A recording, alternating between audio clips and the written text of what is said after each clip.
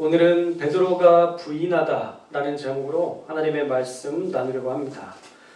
다른 경전과 또 성경이 상이하게 다른 점은요, 다른 경전은 소속된 교주의 잘못과 또 그들을 따랐던 사람들의 나약함들은 쏙 빼고 그들의 위대함만을 나열하는데, 성경은 그렇지 않다는 점이 가장 특이한 차이점입니다.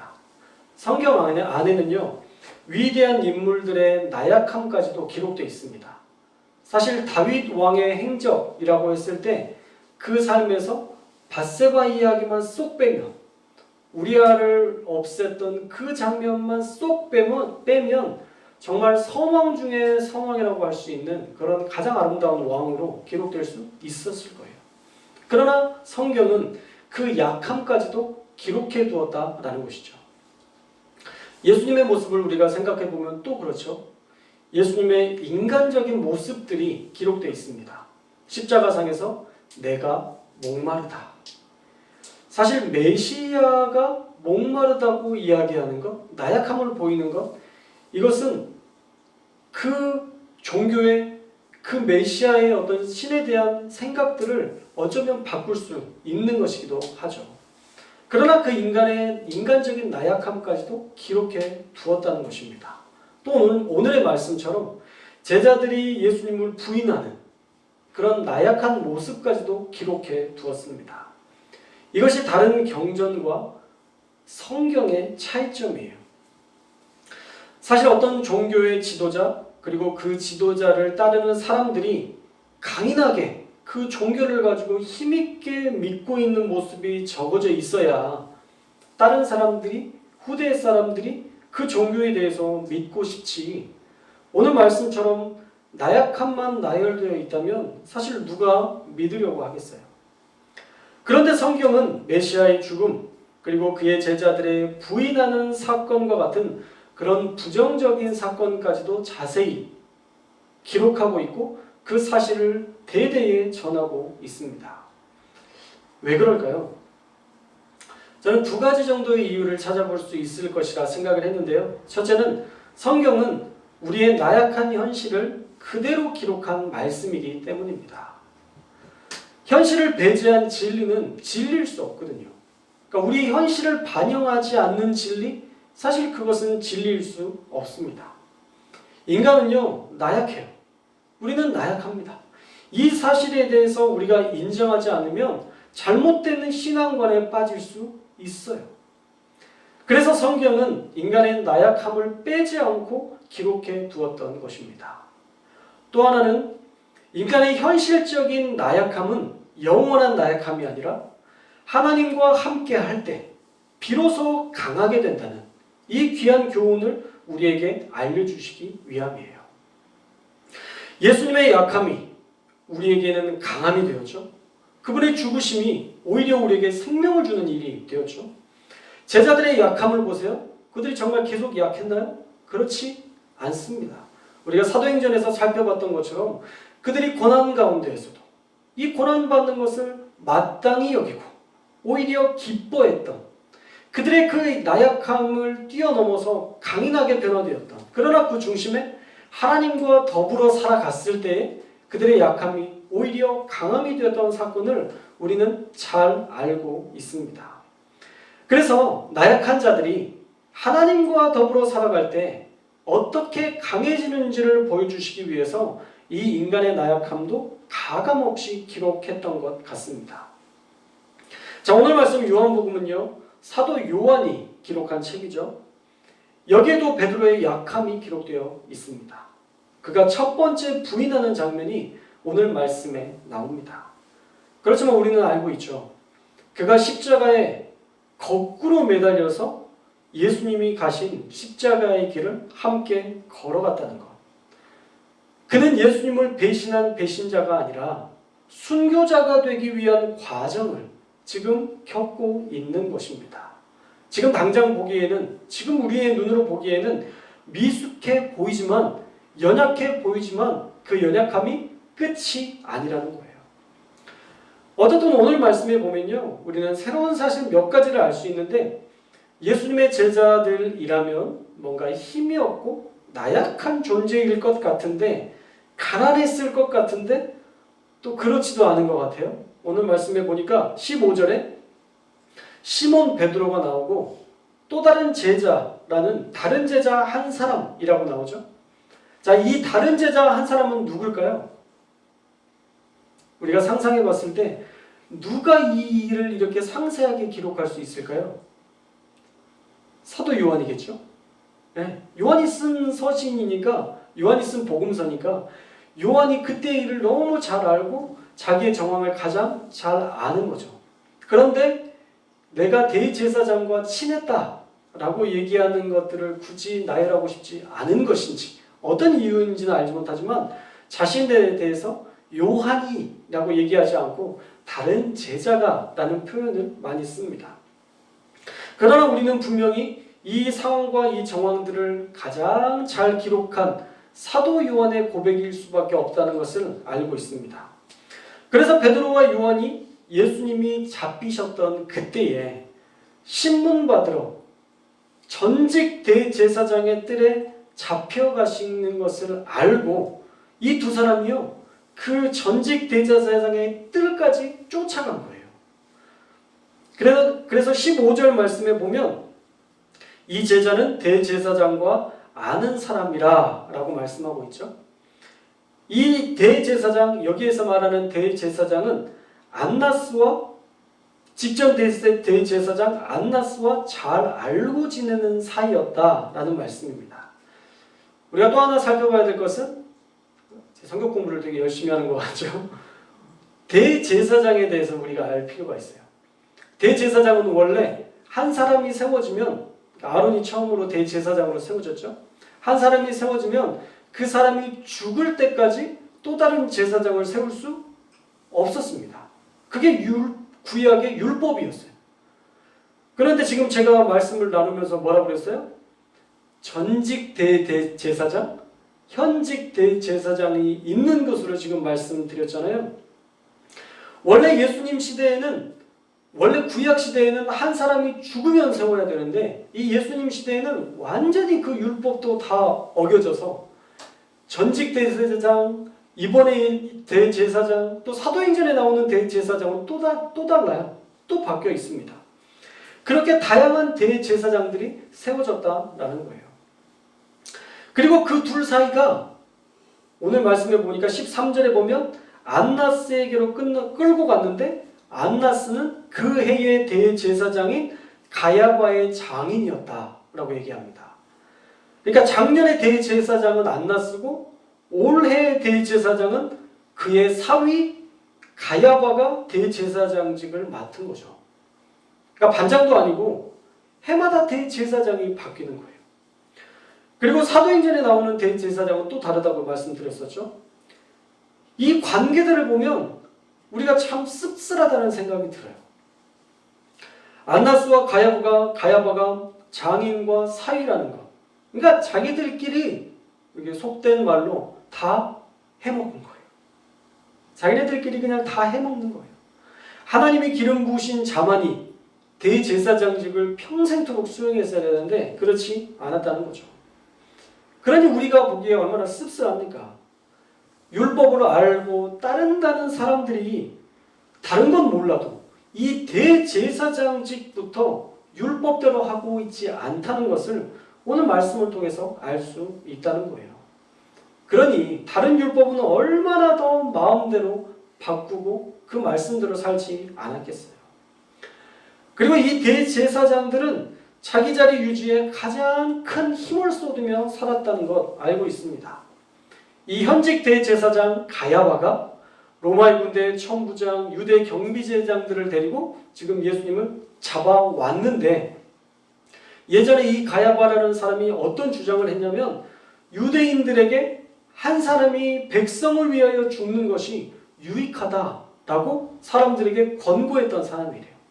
그러니까 예수님 한 명은 죽어도 괜찮아, 오히려 죽는 게 더 나아 라고 공회에서 사람들에게 얘기했던 사람이라는 거죠.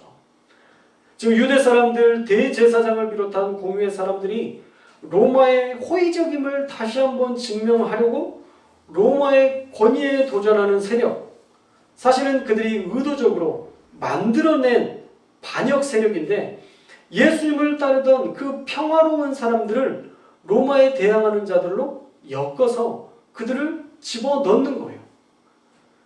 그래야 로마는 사실 이 사람들이 어떤 일을 했는지 모르잖아요. 멀리 있는 나라인데 그렇게까지 관심도 없고. 그런데 이 유대 사람들, 유대 공유의 사람들, 그러니까 유대 이스라엘의 국회의원들이 우리보다 좀 힘 있는 나라에게 이 사람들이 우리의 나라, 당신의 황제를 지금 모함했으니까 우리가 이 사람을 처형하겠습니다. 그러면 로마 입장에서는 나한테 충직하게 하는 사람들이구나, 이런 평가를 받을 수 있고, 이 대제사장직도 자기가 유지할 수 있으니까 그렇게 아부하고 있는 그런 상황이라는 거죠. 그래서 한 사람의 죽음이 유익하다라는 그 말은 이 예수님이 죽음으로 인해서 우리가 로마로부터 더 신임을 얻을 수 있다라는 말을 했던 자라는 거예요. 대제사장의 생각의 수준이 이 정도밖에 되지 않았던 거예요. 그러나 예수님은 그들을 위해서 죽으심으로 모든 사람들을 구원하시는 완전한 유익을 주셨습니다. 그러니까 대제사장 가야바가 원했던 당시에 누릴 정치적인 목적이나 이득이 아니라 예수님은 사랑에 근거한 죽음으로 인간을 더 이롭게 하셨다라는 거예요. 그러나 로마와 이해관계만을 고려했던 이 가야바는 예수님의 죽음으로 따라올 실리적인 이익만을 추구하며 이런 발언을 했던 자다라고 사도 요한이 그 당시의 삶을 살았기 때문에 이 가야바를 고발하고 있는 거예요. 그런데 오늘 충격적인 소식은 이 직전 대제사장 안나스와 사도 요한이 친분이 있었다는 거예요. 이 둘이 친분이 있었대요. 그런데 그것은 사실 대단한 권력을 가진 증거이기도 합니다. 그래서 그 대제사장의 뜰에 잡혀가신 예수님을 보기 위해 이 요한은 너무 자유롭게 드나들 수 있었다는 거죠. 왜? 이 대제사장 안나스를 알고 있으니까. 우리 15절 말씀을 함께 읽어볼까요? 15절 말씀 시작. 시몬 베드로와 또 다른 제자 한 사람이 예수를 따르니 이 제자는 대제사장과 아는 사람이라. 아멘. 자, 오늘 말씀에 이렇게 나와 있죠. 이 제자는 대제사장과 아는 사람이라. 예수와 함께 대제사장의 집 뜰에 들어갔다라고 얘기하고 있어요. 이제 말씀이 조금 선명해졌죠? 요한이 그렇게 자유롭게 대제사장에 들어갈 수 있었던 이유는 서로 아는 사이였다는 거예요. 그래서 먼저 요한이 그 집 뜰에 들어가게 되었고, 후에 문을 지키는 여종에게 베드로도 들어올 수 있게 하라라고 얘기하고 베드로를 데리고 들어온 겁니다. 그래서 16절 말씀도 우리 한번 읽어보겠습니다. 16절 시작. 베드로는 문 밖에 서 있는지라 대제사장을 아는 그 다른 제자가 나가서 문 지키는 여자에게 말하여 베드로를 데리고 들어오니. 아멘. 자, 요한은 문 지키는 여자에게 베드로도 들어올 수 있게 라고 말할 정도로 대제사장과의 친분이 있었다는 거죠. 그런데 여기에서 문제가 생긴 거예요. 하필 이 여자가 베드로를 알아본 겁니다. 예수님과 함께 있었다는 사실을 알고 너도 예수와 한패가 아니냐라고 베드로에게 물었던 거예요. 그러니까 당황한 베드로가 뭐라 그래요? 나는 아니라 말하는 겁니다. 당황하면 이렇게 얘기할 수 있죠. 그렇죠? 만약에 여러분들이 저를 알고 있는 것으로 말미암아 죽게 된다고 생각해 보세요. 갑자기 지나가는 여자가 아니 최숙 씨, 한시영 씨 아시죠? 몰라요 그럴걸요? 나는 아니라 이것도 되게 좋은 표현이고 아유 이름도 처음 들어봤는데요? 아마 그럴 수도 있는 거예요. 베드로 입장에서는 얼마나 당황스러웠겠어요. 나는 아니라 라고 말할 수밖에 없었을 것입니다. 그리고 세상이 넓은 것 같아도요 아주 많이 매우 좁습니다. 더욱이 베드로의 인상착의나 베드로의 행동 거지를 우리가 보면 다혈질적인 성격이 있었다는 건 우리가 알잖아요. 베드로는 뭔가 거친 상남자였다는 느낌이 있잖아요. 그래서 기억하지 않을래도 기억할 수밖에 없었을 거예요. 뭘 해도 이 강한 사람들은 우리 머릿속에 남거든요. 우리 인상에 남아요. 그래서 2002년 월드컵을 보신 분들은 아시겠지만 가장 기억에 남는 선수 2명을 뽑으라면 이천수 선수를 뽑을 거예요. 왜요? 이탈리아 선수 머리를 가격했거든요. 자기가 축구하다가 기분 나쁘다고 이탈리아 선수 머리를 가격했어요. 제 기억에 제 뇌리에 아주 강인하게 박혀 있습니다. 2002년이면 벌써 몇 년이 지난 거예요. 20년이 지난 건데 아직도 제 머릿속에 생생하고 약간 한편으로는 통쾌하기도 했어요. 또 김남일 선수가 거칠게 싸웠던 거 아마 기억하실 겁니다. 이 강한 인상을 주었던 사람들은 그 뇌리에 더 잘 기억이 되거든요. 베드로의 거친 삶은 어쩌면 그 당시에 수많은 사람의 뇌리에 남았을 거예요. 더욱이 불과 몇 시간 전에는 어떤 일이 있었어요? 대제사장의 종 말고의 귀를 칼로 잘라버렸잖아요. 그러니까 이 소문이 퍼지는 건 금방이고 이 여인도 대제사장의 문지기를 맡은 종이었기 때문에 말고의 귀가 잘라졌다는 사실 들었을 것이고 그 사람이 누구냐고 얘기했을 때 그때 그 사람 있잖아. 아, 그렇게 생긴 그 사람. 서로 얘기가 되었을 거라는 거죠. 그러니까 사람들의 인상에 베드로는 기억에 남을 수밖에 없어서 왜 이 문지기는 여정도 알아봤던 거예요. 너도 예수와 한패잖아 라고 소리칠 수밖에 없는 너무 머리에 남아있는 그 사람이었다는 거죠. 그때 당황한 베드로는 나는 아니라, 나는 아닌데? 라고 부인할 수밖에 없었다는 거예요. 그런데 우리가 이 베드로의 부인에만 초점을 맞추지 말고 베드로와 요한의 충성스러움과 진실한 사랑을 찾아보면 이 안에서 얼마든지 발견할 수 있습니다. 예수님이 잡히실 때 뭐라고 하셨어요? 사람들에게 잡히실 때? 지난주 제목이죠. 예수님이 잡히실 때 뭐라고 그랬나요? 내 제자들은 보내라. 명령하셨잖아요. 내 제자들을 살려주라는 거예요. 너희들이 잡으러 온 사람은 나 아니냐? 나는 잡아가지만 내 제자들은 살려주어라. 강하게 명령하셨습니다. 그래서 그들이 잡히지 않도록 예수님께서 그들을 내보내 주신 거예요. 그들은 최소한 도망쳐서 살 수 있는 생명의 길을 열어주셨어요. 그런데 지금 베드로와 요한은 뭐하고 있어요? 다시 죽음의 길로 유턴해 돌아온 거예요.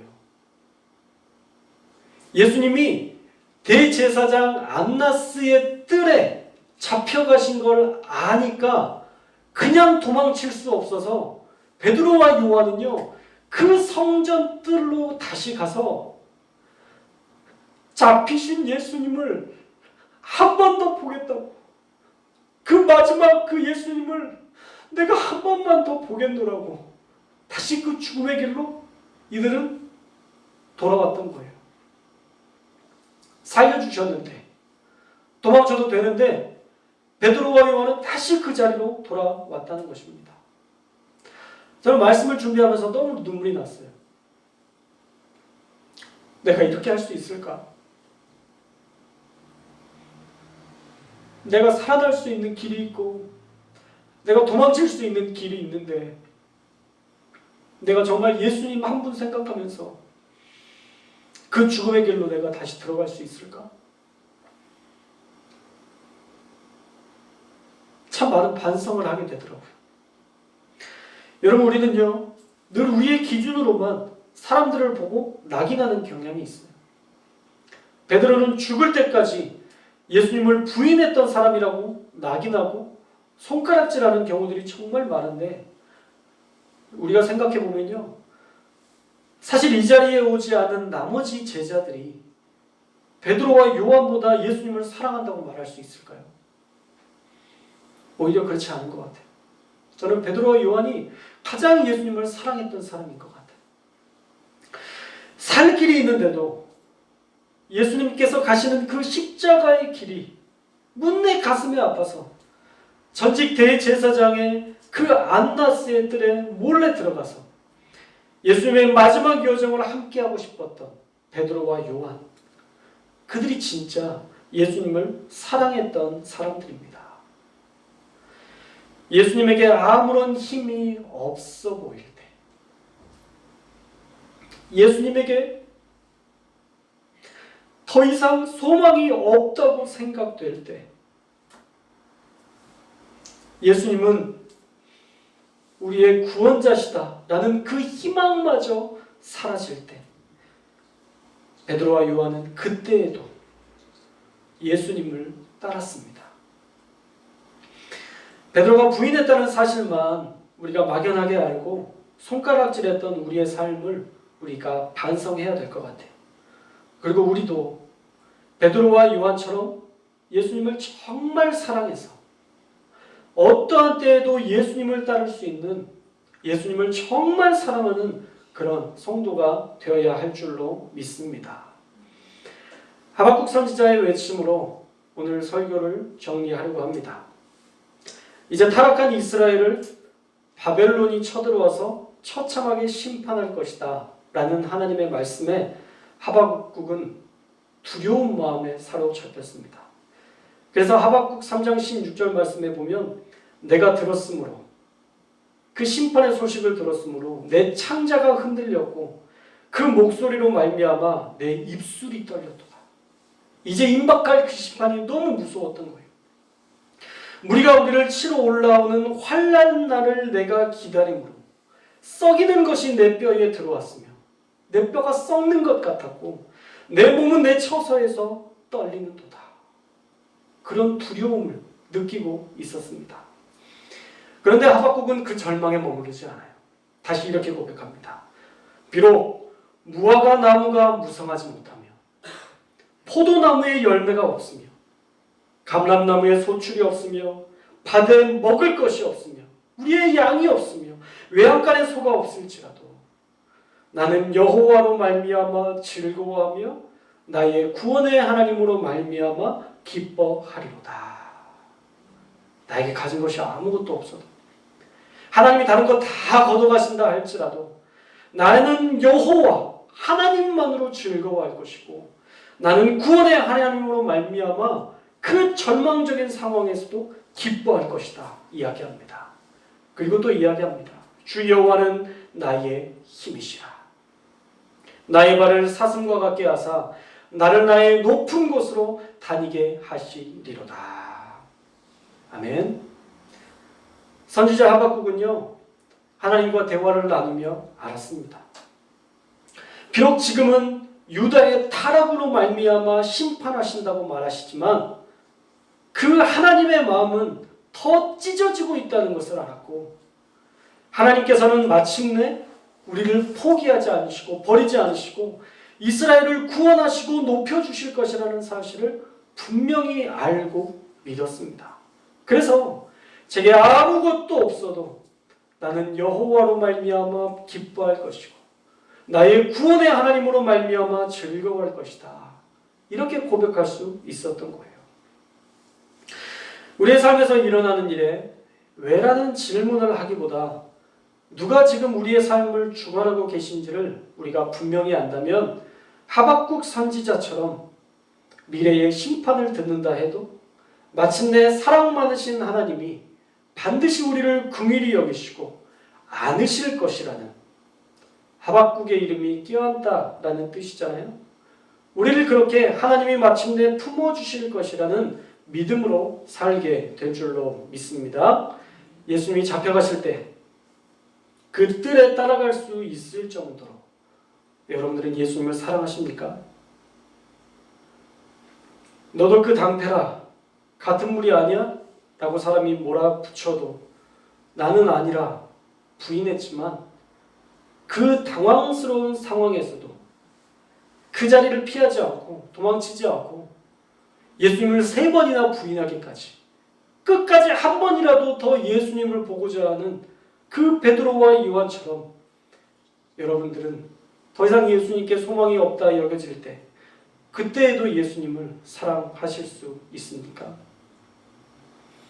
이번 이 사순절 기간을 통해 어떤 일을 당해도 예수님만을 사랑하는 저와 여러분들이 될 수 있기를 주님의 이름으로 축원합니다. 어떤 고난과 역경과 괴로움이 있다 할지라도 우리에게 구원 주실 하나님만 사랑할 수 있는 그런 믿음의 도약을 이루는 저와 여러분들의 사순절이 되어서 우리가 이 사순절이 끝난 이후에 어떠한 때에도 하나님을 사랑하고 어떠한 때도 주님만을 위해 살겠다는 그 고백으로 주님과 깊은 친밀한 관계를 이루는 저와 여러분들 다 되시기를 주님의 이름으로 축원합니다. 예수님만을 사랑하고 하나님만을 사랑하는 진짜 예수님을 사랑하는 저와 여러분들 되시기를 주님의 이름으로 축원합니다.